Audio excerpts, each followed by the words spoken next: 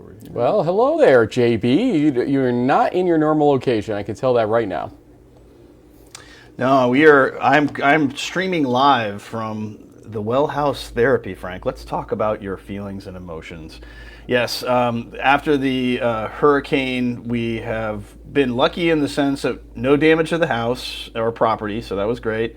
Really didn't lose power, which has been amazing, but big Spectrum Wi-Fi outage, which has no ETA to get fixed. So my lovely wife, whose birthday it is today, so happy birthday, honey, is letting me borrow one of the empty offices here in her Well House Therapy Center, and so here I am. Let's instead of talking about emotional maturity and getting to know our inner self, we'll be talking about week 6 of D3 football. Week 6? I should have pulled the UWO video about their bromances because that would have been, I think, really fitting for where you're located right now, talking about your feelings and everything else. Yeah. But, folks, all kidding aside, ever since COVID, suicide awareness is something that actually is something that we don't talk enough about after everything we've been through here. I've got the balls of spell over my head here, just trying to get back in focus. You see it in your high schools locally that there's still this overhanging social dilemma going on after COVID. We had a big effect on our youth out there. Some of our college students, younger college students, are definitely having trouble adjusting thanks to some of what we've been through. So we may joke about it here a little bit, but please understand that there is a large segment of our youth population out there that needs help and that needs to talk about things and sound it out the right way. So, do the right thing and listen for problems, or look for problems. Don't seek out things where they don't exist, but there are clear signs when youth are in trouble, and make sure that you make sure they're okay. That's the biggest thing out there. Our cold open gets a little sad sometimes here, but we don't want the sadness of suicide. We all remember having to deal with the Evan Hansen situation at Wabash a number of years ago, and his father Chuck being on the show recently to tell us about things since that point. Well, let's just make sure that we don't ever have to wake up to that again anytime in the future if we can avoid it. We've got some great guests, some great games. We've got to get going here because JB's got a hard stop at 10 a.m. So let's make this a nice, clean 1 hour show here, folks. You're watching Season 17, our Week 6 preview show on In the Huddle. Yeah, I don't know if that's, something like that, JB. We'll just go. We'll just go to the song.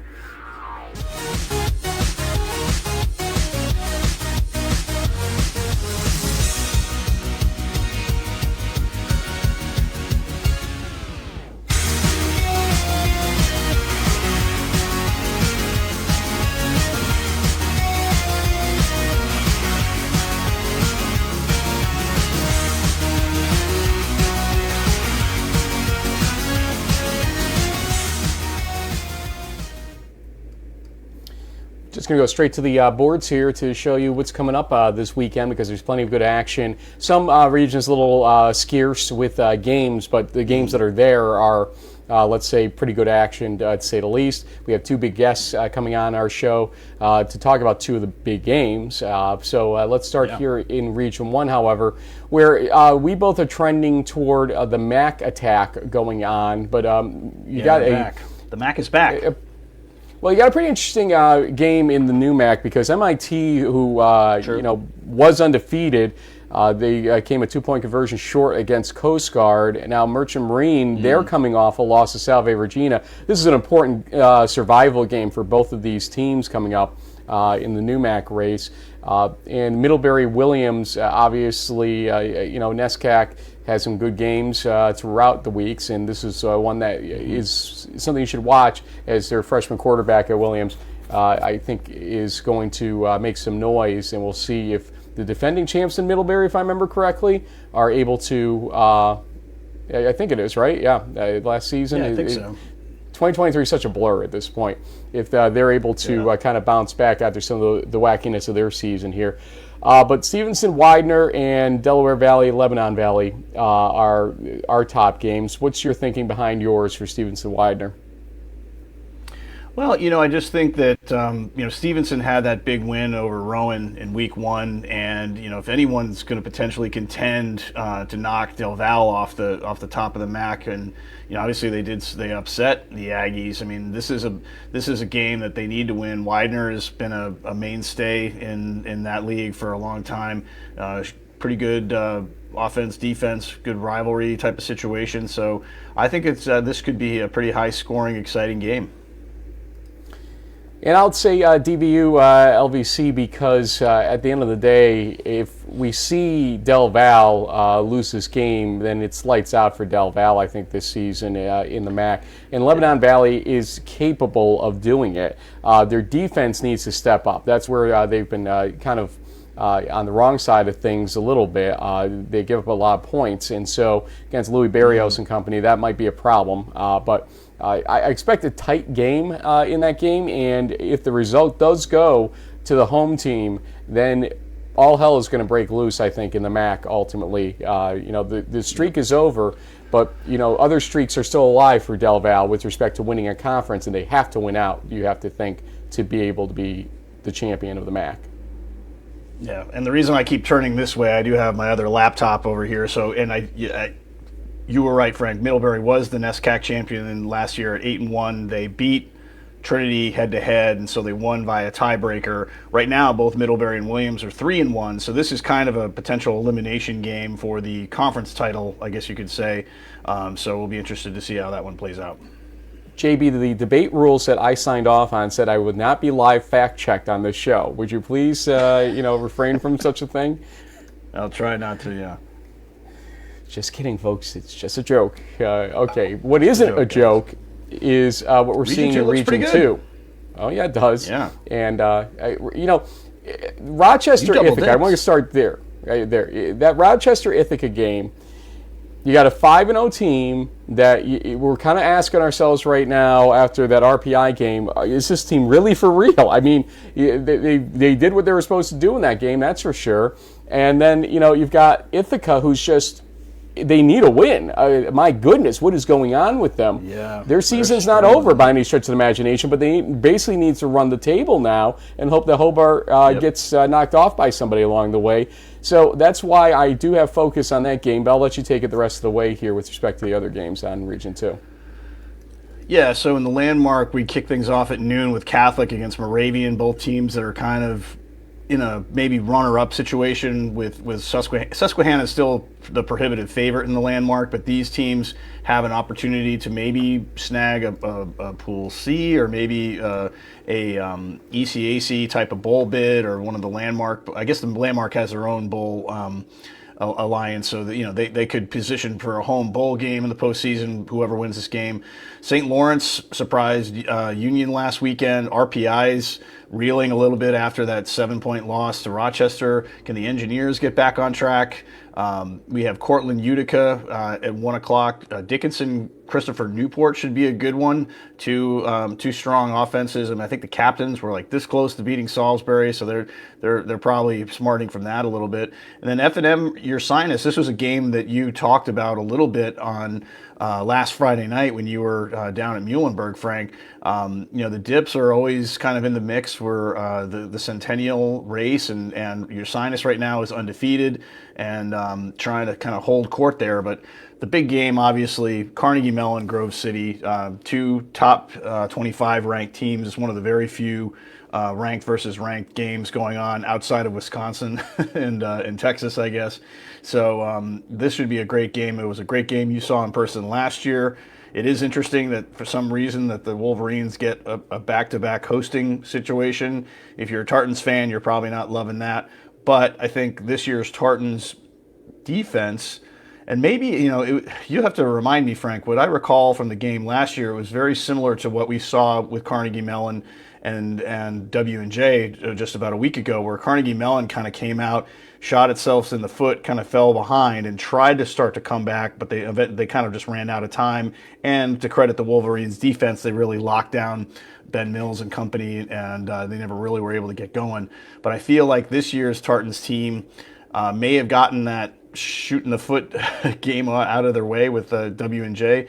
Maybe they'll come out stronger against Grove City, who, to be fair, has not really been tested by anyone yet this season. They've kind of gone through the bottom half of their conference with the teams with a combined, I think, 4-15 record.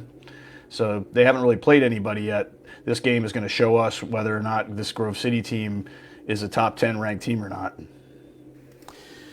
Your recollection is good. I will also add a game that I believe is tonight, it's for conversation's sake, which is Gettysburg hosting Johns Hopkins, I believe, tonight. Oh, and I didn't see that one. That is, if you can confirm that for me, I believe. We also know from that game that Bay Harvey probably is not starting again. From the two deep that I understand went out. Ranello, and okay. James Ranello is back as starting quarterback. Gettysburg is an interesting team. They've had an off and on season. But, you see what Rowan almost did to JHU last weekend, last Friday. And that could be a very pivotal game there. Just as an FYI, JB, our first guest, I think, is having trouble connecting. Might want to give them some other options, and I'll take us through Region 3 at this point. And here we go with Region 3. It's kind of a sparse page, but we also picked each game essentially here.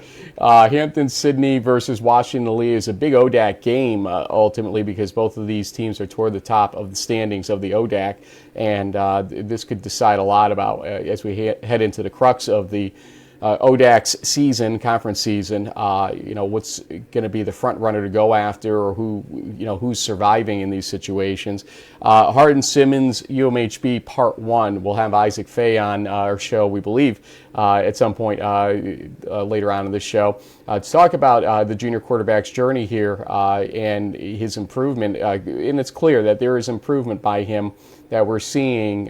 It wasn't just the defense against Whitewater that made things happen. They had to have some ball control themselves, and he had some mistakes in that game. There's no doubt. We'll talk to him about that. But Isaac Fay is definitely coming to his own as the quarterback at UMHB, and we'll, like I said, talk to him about that. But Hardin-Simmons, we talked to Kyle Brown last week on this very show, and it looks like our first guest, JB, is settled in, so don't worry, we're good. Nonetheless, the game last week against Endicott was a dicey game. It was tight. They took a two-possession lead. Forth, They had to withstand an onside kick to win the game. And so here's a big game in Belton. So Part 1 is in Belton. The second game's in Abilene later on this season. And we'll see who's going to take first serve here on that game.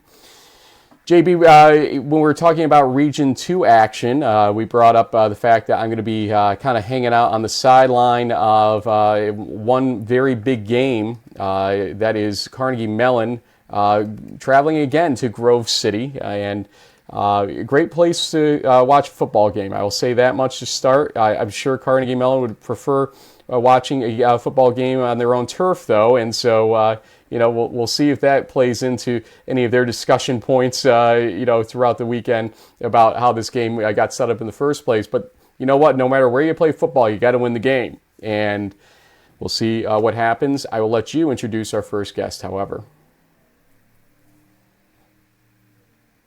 Well, if you see, you're doing a raw scene now. Yeah. You just did what I do 13 times a show. Yeah. Well, I remember in our Crunch Time episode, someone asked us about Ghilardi Trophy nominees, and maybe this guy should be on the list. I mean, he's collected 25 receptions for close to 600 yards and 7 touchdowns in only 4 games. You want to talk about an offensive weapon? There probably isn't one better in Region 2 or maybe the rest of Division 3 than graduate wide receiver Scott Fraser from Grove City, who's been part of this building brick by brick process with Coach DiDonato for a few years now. I think, we started out getting to know you guys as ECA Bowl bid winners and participants, bowl champions, and now you guys are going to the playoffs. You're winning playoff games. Scott, welcome to In the Huddle. Thank you for having me.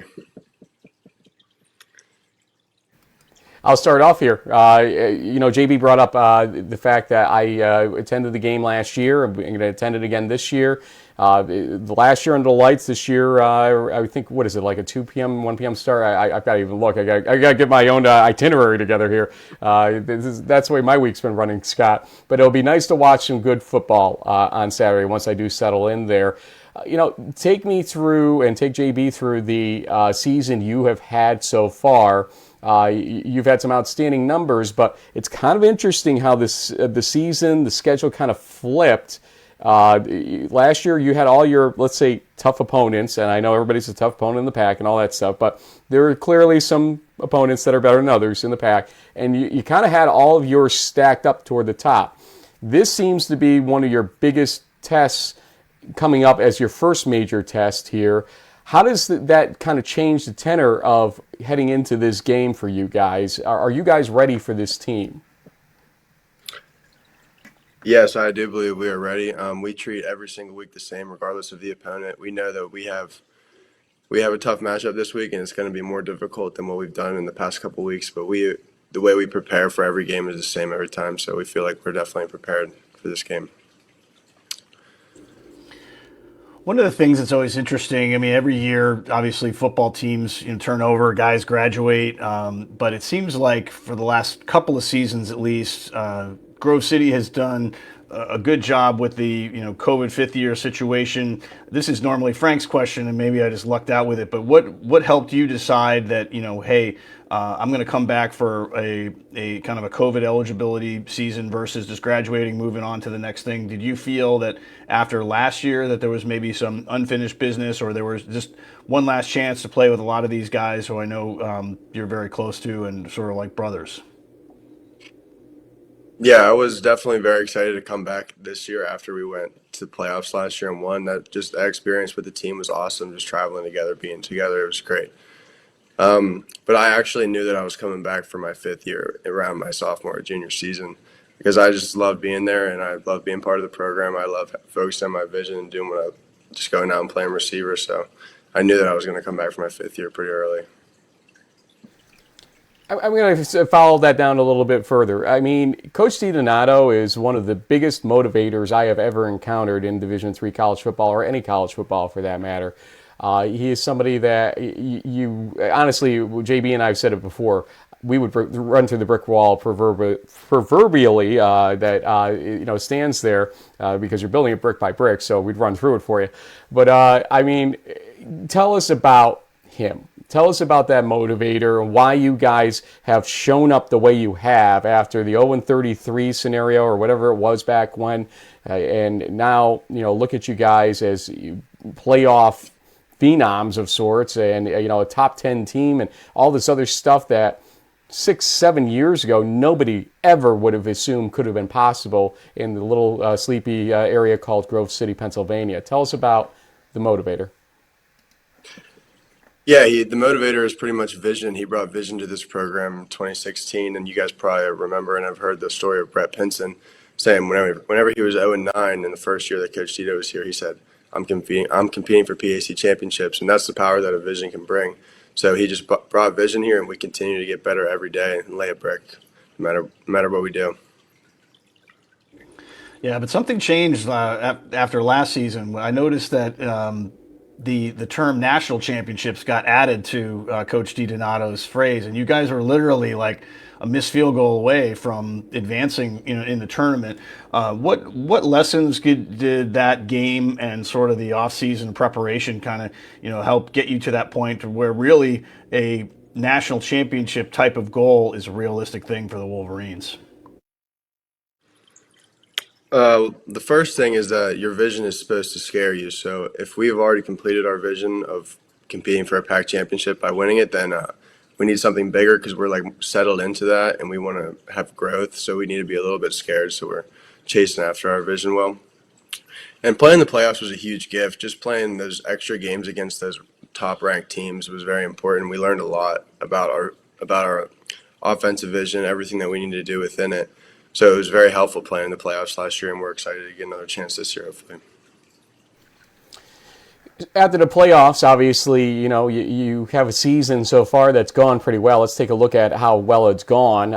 My God. The points for 41, 56, 58, 62. Points against, the 22 against Bethany is a little bit eyebrow raising, but the 62 against it would tell me that maybe some points led up toward the end. I didn't look at the box score, I'll be honest, because I see 62 to 22, and I kind of looked at the next line.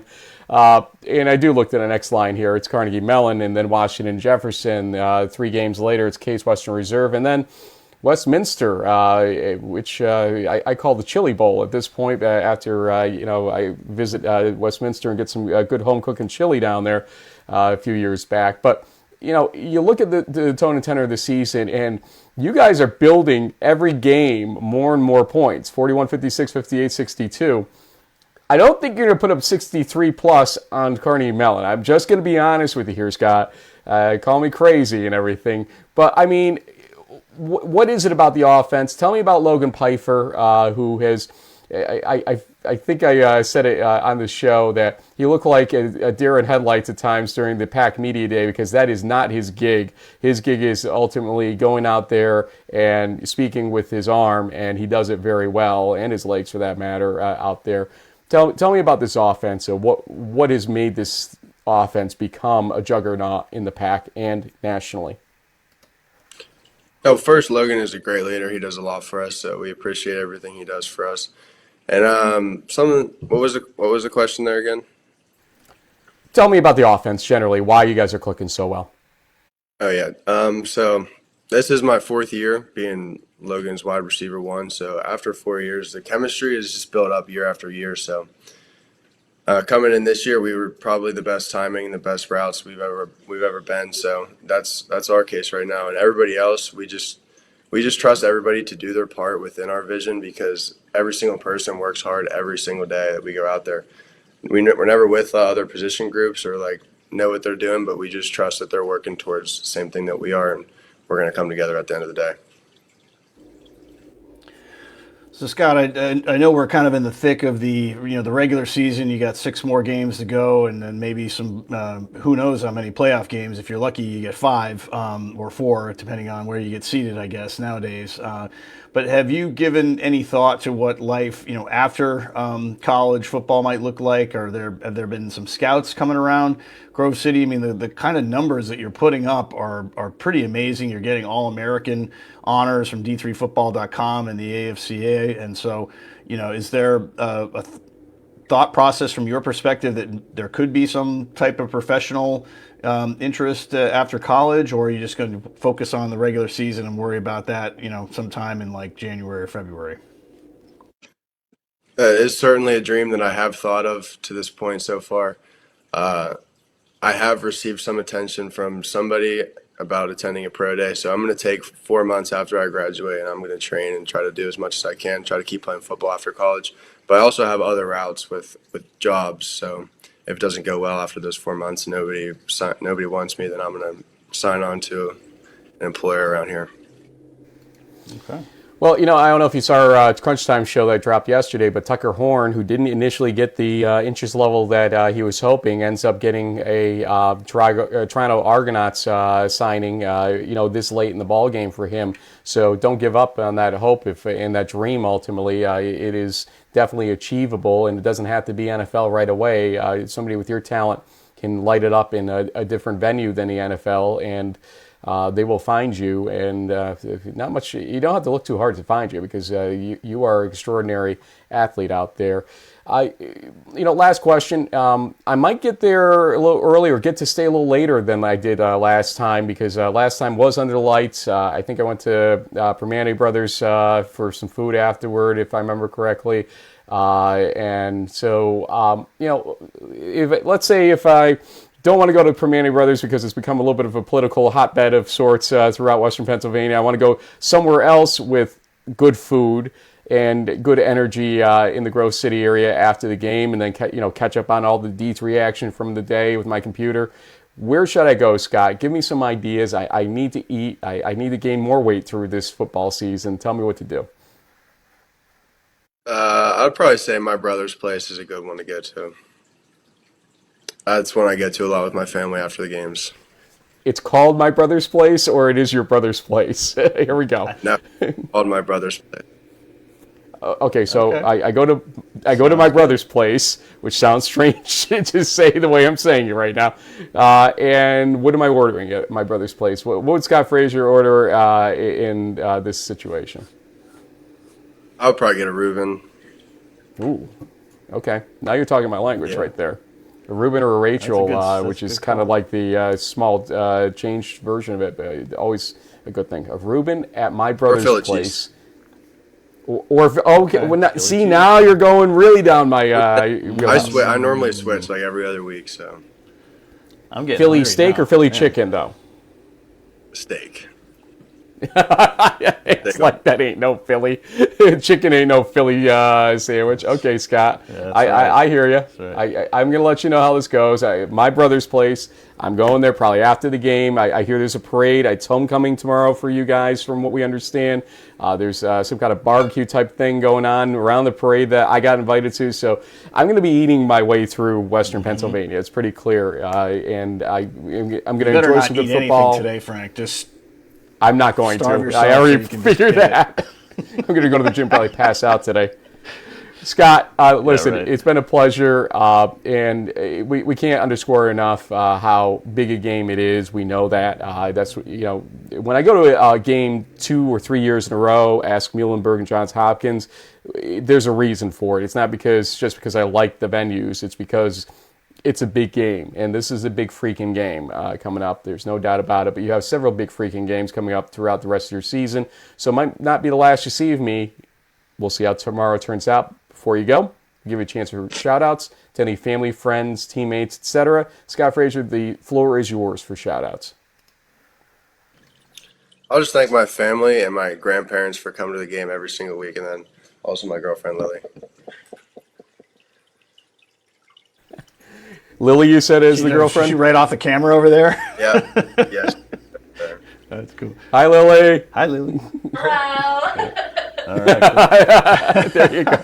I think that is our first girlfriend actually showing up during an interview. And she must be dedicated to be by your side during the 9 a.m. interview. Like 2 offices this way, so we all need supervision for these kinds of things. So I'm glad that she's here. Listen, football wouldn't be football if the women around football didn't let us do what we do, be it play, broadcast, or whatever. My family, I'm single, but my mother and my sister would pretty much be able to put the kibosh on this whole thing if they wanted to, because welcome to what Italian families do. But nonetheless, hats off to Lily, hats off to Jen, whose birthday is today, and hats off to you, Scott, for what you've been doing to contribute to a legacy at Grove City, because that's what you guys have done. It is a legacy now, and congratulations on that. We'll see you tomorrow. Thank you. Thank you. And that was Scott Fraser from Grove City, wide receiver, that joined us. The girlfriend audio bomb. I love it. that was the best. Come on.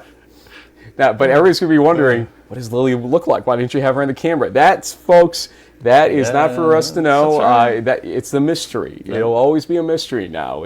I'm assuming, Scott being a graduate receiver with the numbers and accolades he's got, he's doing just fine in terms of the ladies, or the lady in this case that he has found. So congratulations to them. Singular. Yep. That's right. Well, before I dig myself too deep into the doghouse in every possible way, why don't we go back to talking about Division III college football, Region 4. Take it away, JB.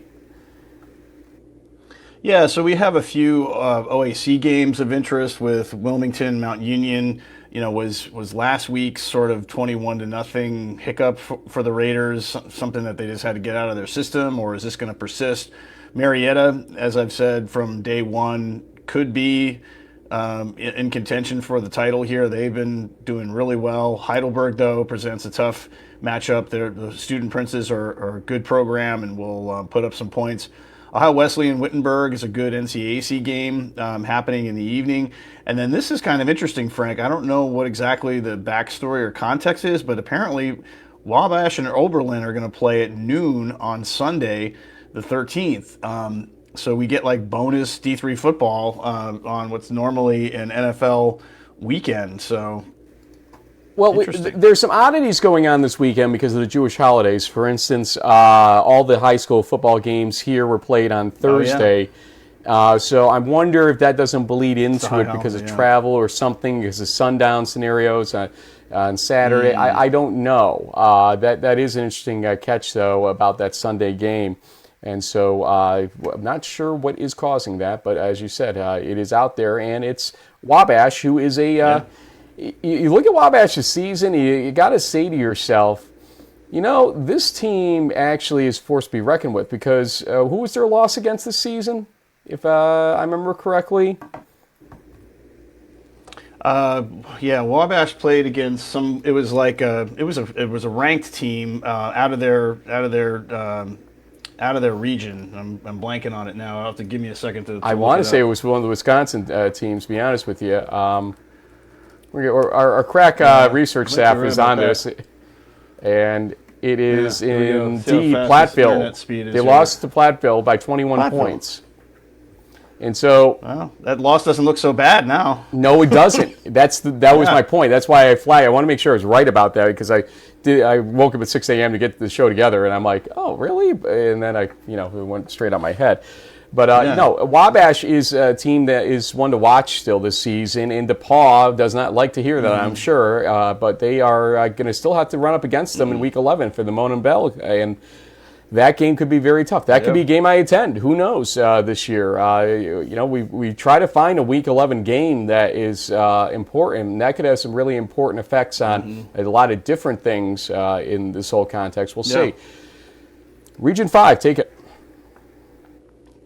Well, and I think this was in the D3Football.com quick picks. Greg Thomas had the Central versus Co game as his sort of under the radar matchup to keep an eye on. And I think that's a good call by Greg, because both of these teams are contenders in the ARC, and theoretically, one of them, whoever wins this game, could potentially be in the Pool C race, given the expanded playoffs. So this will be an interesting one to keep an eye on. It was a good game last year that was pretty close. And so, given that there's really only one other game to talk about with Chicago and Illinois College, we both went with Central versus Co as our kind of Region 5 game of the week. Not a lot of action here, but that matchup is certainly one to keep an eye on.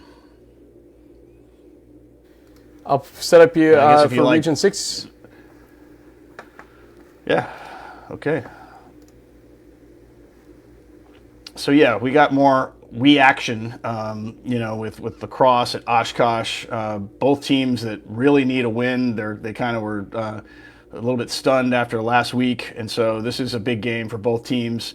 River Falls and Platteville, both of them right now are undefeated in conference, so one of them is going to take a loss. River Falls has looked really impressive, and I think they might be the top-ranked team in the conference in the top 25 poll at this point, given how things have shaken out. But the Pioneers at home have a chance to hold court and keep themselves on top. Should be a great one. St. John's, Concordia, Moorhead. The Johnnies look like they're the team to beat in the MIAC, but Concordia I think has won 3 games, so they're not a pushover. Carleton and Olaf are playing for a trophy and a directional angle of a statue. You can read about that on Quick Hits too. Chapman versus Claremont. Someone's going to win this SCIAC, and this round robin is kind of getting underway here. So, both Orange County, California teams that are not too far apart will square off at 4 Eastern, 1 local, and then in the Red Eye games we got Cal Lutheran, Laverne, Redlands, and Pomona Pitzer. And it looks like we agree on River Falls, Platteville as the game of the week, but you also threw in Carleton, St. Olaf as maybe a 1B. Yep, and the reason for that, honestly, is the same reason we were watching the Rochester game last week against RPI. You got a 4-0 Ole's team going on there. And are they for real? Because last year we had a 2023 interesting setup in the Mayaca. Some craziness developed there. Gustavus is kind of off the map right now, but St. Olaf isn't off the map with respect to it. And so we'll see where it goes.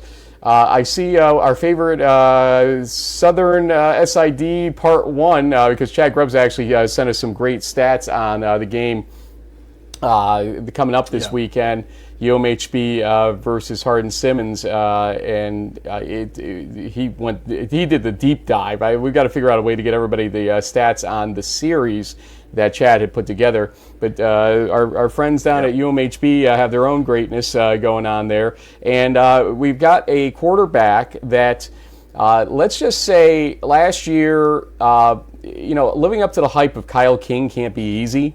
That's for sure. And this guy had to come in and try to do that. And I think because of it, he had a season that was a little off, but they played some great teams, lost to some great teams, and coming to this season, underhyped. And I think that they kind of like that. Let's find out as we bring in Isaac Fay, the junior quarterback at UMHB. Isaac, welcome to the show, and good to meet you officially, because I don't think you and I have actually met despite all my trips to Belton throughout the years here and Texas generally. But congratulations on leading this team to the record you're at right now, which is, depending on who you ask, we call it 3-1 at this point, but 3-0 in Division III action. So welcome to the show. That's all that matters. Thank y'all for having me. It's an honor. No problem. Let me ask you first.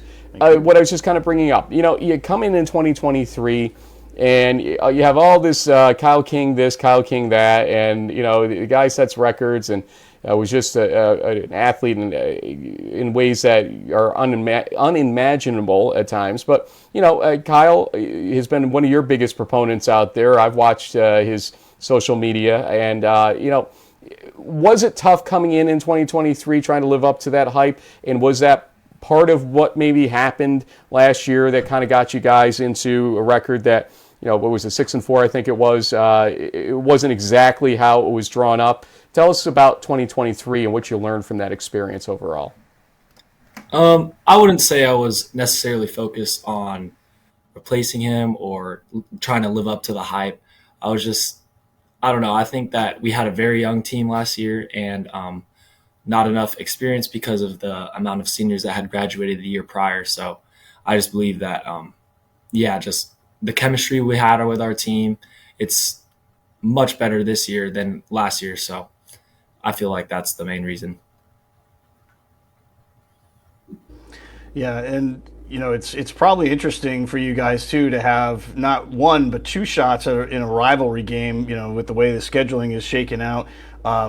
Tell us a little bit about, though, kind of looking back with really, let's talk about last weekend, because you go and you just thump what was the number 3 team in the country very definitively. Everyone was kind of surprised and gave UMHB like, okay, they're back, and then you struggled a little bit against ETBU. Tell us a little bit about that game last weekend. Was it something just the defense wasn't clicking, maybe you guys were trying some new things on offense, or was it just one of those things where, hey, you're in conference play now and you throw the records out the window and anything's possible? Well, yeah, going into that week, the ETBU was statistically the number 1 offense. So all week we were talking about that and just how we had to prepare, and that these guys won't just turn over and give up on trying to win this game. So, just treating every game, I feel like treating every single game like it's a championship or a playoff game is kind of the mindset that we took on this year, especially after the season we had last year going 6-4. So just treating every single game like that.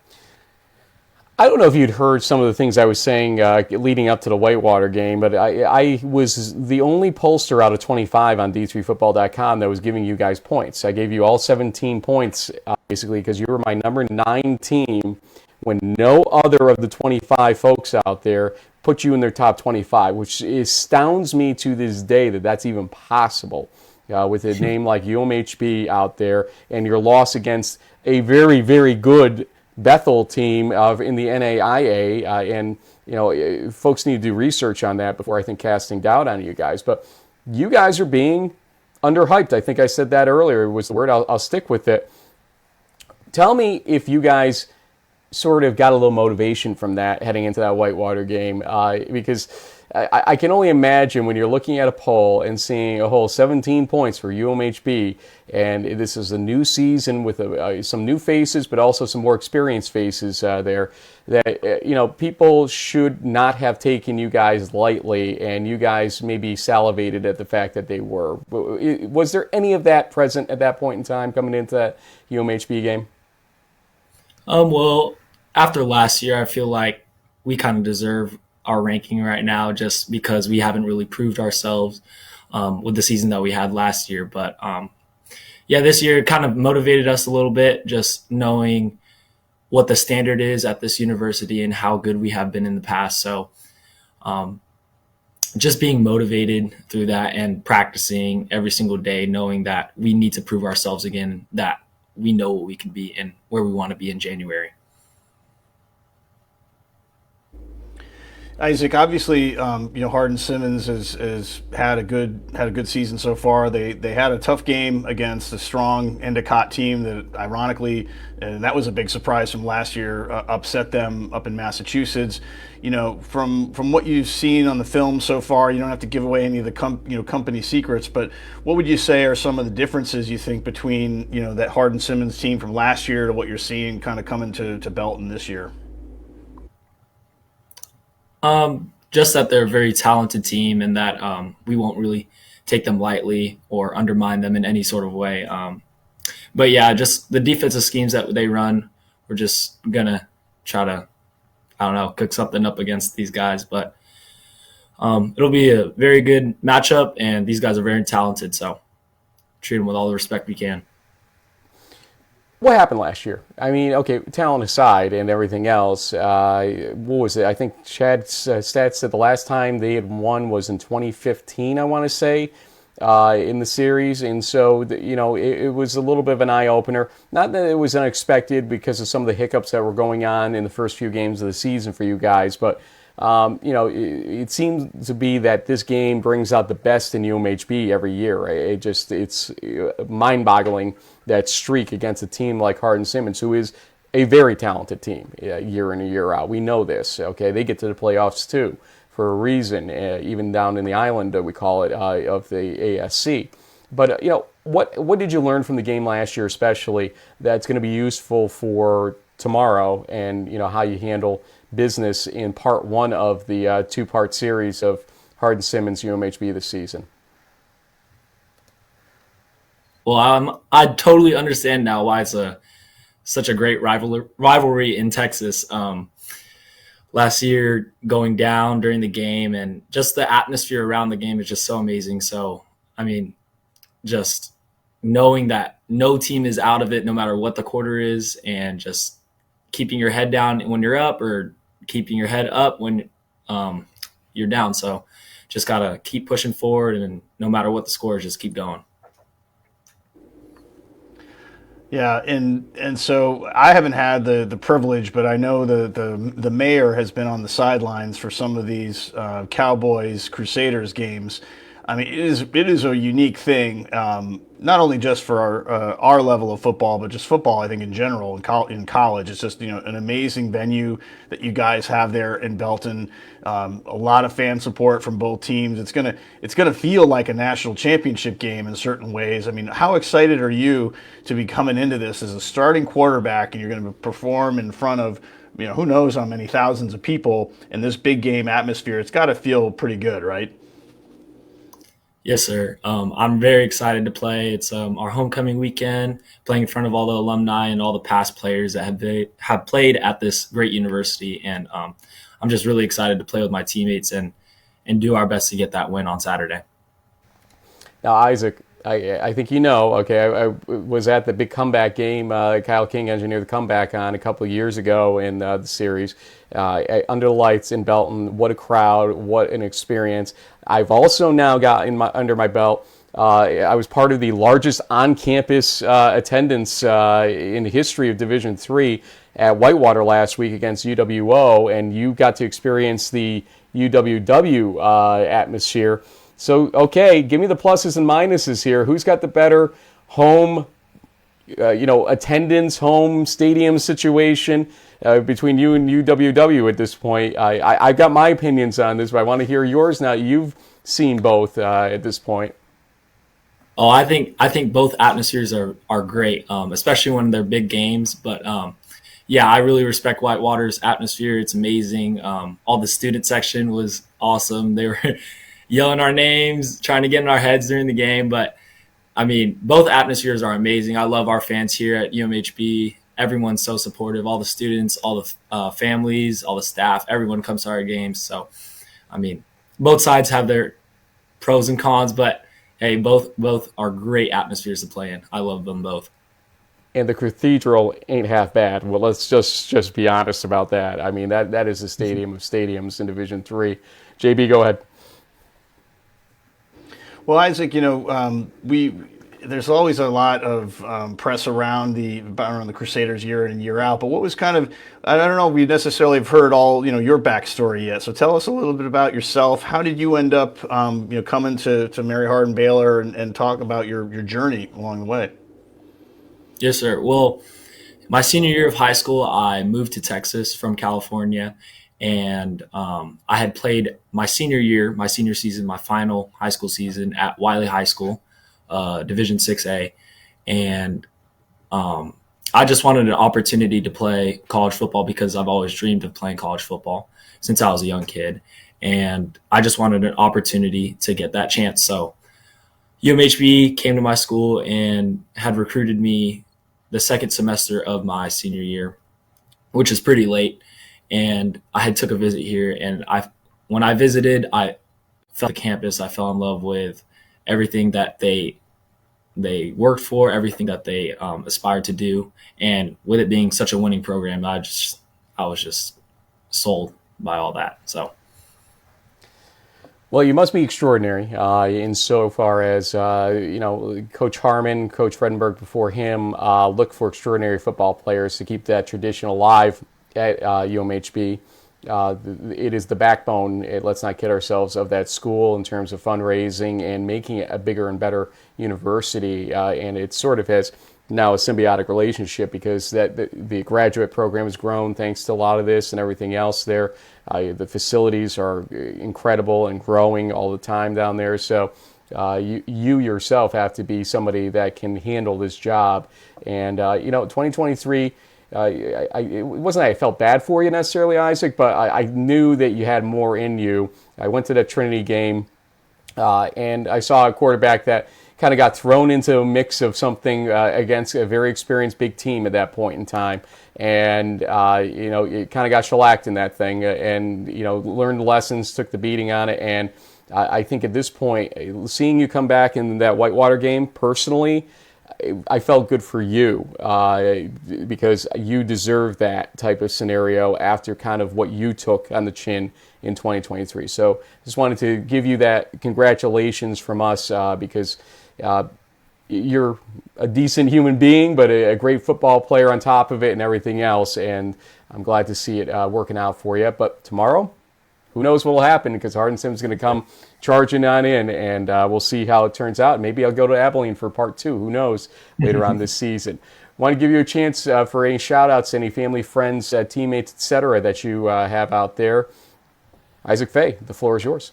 Yes, sir. I just want to give a shout-out to my mom. Just thank you so much for everything that you do, and all my coaches, just having a smile on your face every single day and being motivated to coach us even when we kind of feel like, oh, we're dragging along that day. And shout out to my O-line. Love you, boys. Thank you guys for everything. Y'all are the best. Okay, I got to throw in one last question, Frank. Go ahead. Mention the O-line. Are these big guys like Texas barbecue? I mean, so if you're going to take your boys out for a meal for protecting you on a Saturday afternoon, what is like the go-to? I mean, is it like a all-you-can-eat Golden Corral kind of thing, or what do you got going on there in Belton? Probably a little Texas Roadhouse or Miller's Barbecue, our hometown barbecue. I'd like to take them there, but yeah, definitely some barbecue. See, this is the one thing that makes me want. Yeah, we teased your opponent Kyle Brown when he was on the show a couple weeks ago because he was a little bit iffy on barbecue. We're like, come on, man, you're in Texas, what are you talking about? So I appreciate that you give the barbecue in Texas the appropriate shout out. So Yes, sir. Of course, always. I'll be down there in 2 weeks, and let me just be clear: I'm having a lot of barbecue while I'm down there. Actually, it's 3 weeks. I'll be down there in 3 weeks. I will be eating lots and lots of barbecue and Tex-Mex. Okay, I mean, I'm equal opportunity with the food in Texas, and the mayor likes his margaritas. There's nothing I won't eat in Texas, okay? That's just the way it goes. Isaac, best of luck to you guys. Send our best to Coach Harmon. Haven't gotten to talk to him in a little while, but send him our best, please. Thank you, Sarah. And thank you, Sarah. Absolutely. We appreciate her. Isaac, we'll talk to you soon. Thank you. Isaac Faye. A great guy. Good. Yeah, like I said, it was one of those scenarios, and you don't play favorites on the teams themselves. You can't in this role. But he was somebody that I felt so bad for, in that what happened in 2023 was being pinned on him and the coaches and everything else. Oh, this guy can't handle this and everything else. You're muted. But I mean, yeah, there you go. Come on, man. Yeah, I think that was what you're mouthing over there. Oh, did I? I didn't mute you again, did I? Yeah, I muted you. There you go. Come on, Frank. No, I was just saying, I think some of that criticism wasn't really fair last season. But, when you're used to a team winning, 14, 13, whatever games, national championships, to only come up with 6 wins in a regular season was probably a little bit of, they had to eat a little humble pie, I guess you can say. But it does seem like this year's Crusaders team has learned from those trials and tribulations, and they're ready to kind of go back to the top of the class like they were. So we'll see. Tomorrow's game. It's interesting, Frank. The 2 biggest games this weekend are actually homecoming games for the home teams. That's an interesting coincidence there. Oh, that's not a coincidence. What, you think that's a coincidence? No. Correlation, causation. Okay, that's causation, right? Don't you normally? For homecoming, don't you normally schedule? Not anymore. I guess not. 20 years ago, you're absolutely right. You would try to do the sure winner, so everybody's going to go and be excited, donate lots of money and stuff like that. For some reason it changed at some point. I can't tell you exactly when or how, but a lot of schools don't do that anymore. And I don't know how I feel about that necessarily. I think it's time because we need to get you out of here in about 10 minutes here. Yeah. Ignore what the clock says. Here we go. I'm going to be fast. Yes. Hold on. I can only be fast if the mouse works correctly. By the way, we're tied coming into this, so this is an important round of, I think, 11 games. Del Val, Lebanon Valley, you start this week. I think the Aggies off the bye week will be ready to go and maybe work out some kinks. I'll take them to win 35-14. Yeah, I pointed out Lev Val's defensive struggles compared to their offense, so they can put up points, but they can give up points too. Against a guy like Louis Barrios, I think that's a problem, and Del Val's got a good defense to tamp down the offensive output. I'm going to say Del Val does win this game 31-17. Stevenson at Widener. Boy, would the real Mustangs team please step up and tell me who they are, because they were dead to rights. And then go and beat Del Val, and it's like, how? How is this possible? I'm going to stick with Stevenson here, even on the road. But if Widener wins this game, it throws the MAC into chaos, and Del Val is very, very much alive at that point if that happens. Yep. Stevenson, I'll give the win to 34-30, period. Yeah, I think this is going to be a close game, but I'll lean into the Mustangs, say like 35-31, yeah. It says on our screen below, can rock Ithaca? Can Rochester win this game at Butterfield? JB.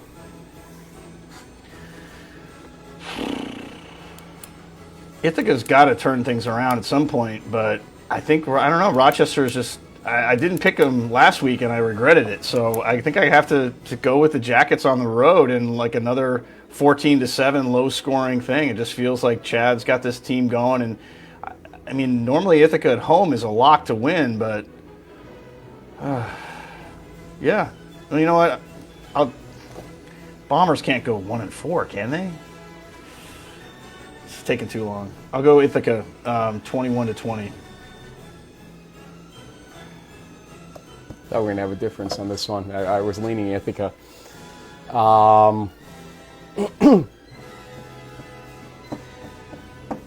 Screw it. Okay.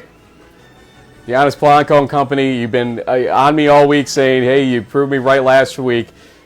You need to do it again this week. Let's go. Let's go, Rochester. Let's do this 6-0. I want to see it. Just for my stats purposes, we don't root for teams, as I said earlier. But when we make these picks, but in it's this personal. case, we might. Right. Okay. Yeah. Rochester wins in another tight one, 24-21. I'll regret it probably, but you know what? The hell with it. Carnegie Mellon, Grove City. Wow. These are some good ones this week. Even though we didn't have as many to pick from, this is tough. Favorite child scenario here again. You know, I don't like Grove City's schedule flip. I wish that their schedule was what it was last year. And I don't know. And look, Scott, answer the question, and I appreciate it. But Carnegie Mellon had the scare of scares a couple weeks ago against W&J, and that's a big team for them. And so they know what it's like. They know how to win the close game, which means basically a kicking game needs to be thrown out the window for everybody in that type of game. I'm going to give Carnegie Mellon the edge here. And that may sound strange to folks with me heading into Grove City, but that schedule flip is bothering me, and I saw it coming into this game, and I can't avoid that stuff. Carnegie Mellon wins 27-26.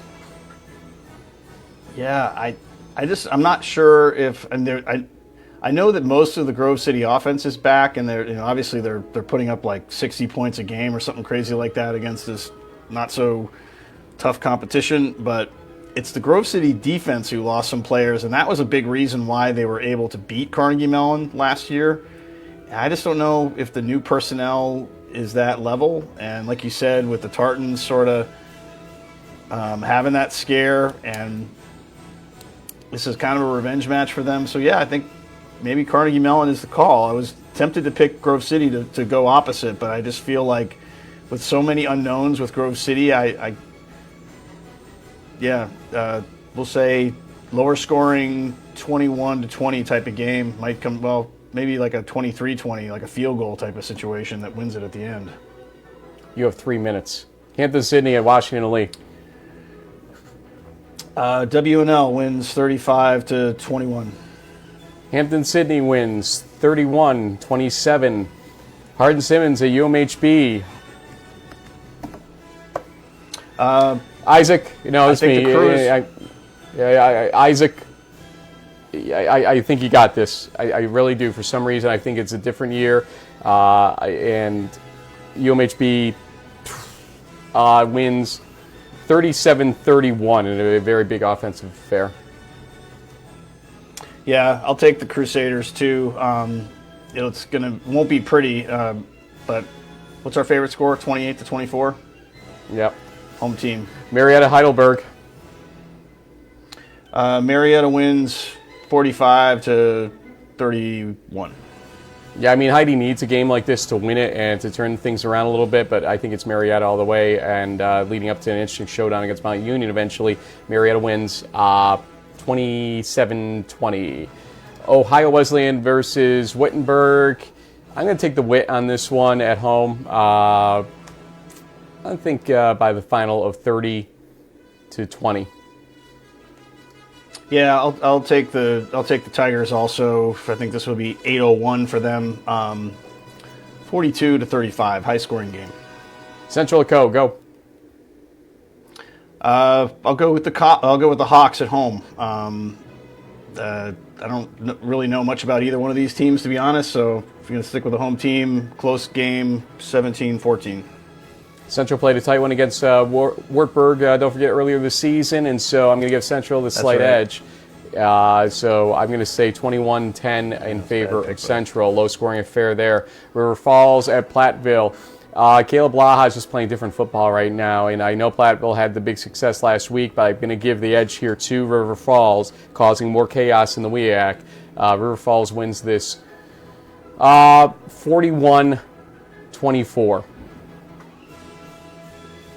Yeah, I was leaning River Falls, just how strong they've looked, but I mean, maybe Platteville is that good. I mean, they beat La Crosse, they beat, we talked about earlier, they played Wabash tough, and so maybe they're more tested than, yeah, I'll go, what the heck, I'll go with the home team. Pioneers win in overtime, 30-27. Finish it off, Carlton, St. Olaf. Last year, I think Carlton won, and they've struggled a little more this season, so I'll go with the Olays to win it and go 5-0, win that trophy and the thing. So, yeah, 31-17. Ole, ole, ole, ole. St. Olaf wins the game 30-27 in a close one, actually. And that will do it. Normally, I'd ask you to tell us how to watch the weekend. And as I said earlier, there is Gettysburg. No, I don't. Yeah, Gettysburg, Johns Hopkins tonight would be a game to watch if I were watching a game on a Friday night. Saturday, obviously, there's big games in that 2 p.m. threshold. That's where they bulk up, folks. I'll tell you that right now. So beware. You may need 18 different screens to watch everything you want to watch. Then on Sunday, that Wabash game is a little, against Oberlin, is a little bit of an extra bonus coverage if you want some extra D3 action to watch out there. JB, I know you got to go. We've got to go. So thanks, folks, for watching. We'll see you on X throughout the weekend. We'll see you on the Crunch Time show. Hopefully, we're working to try to get this thing working right on Tuesdays, but give us time on that. Nonetheless, thanks for being out there. I'm glad you're safe, JB. Send my best to Jen. Happy birthday to her. Bye, folks. Thank you.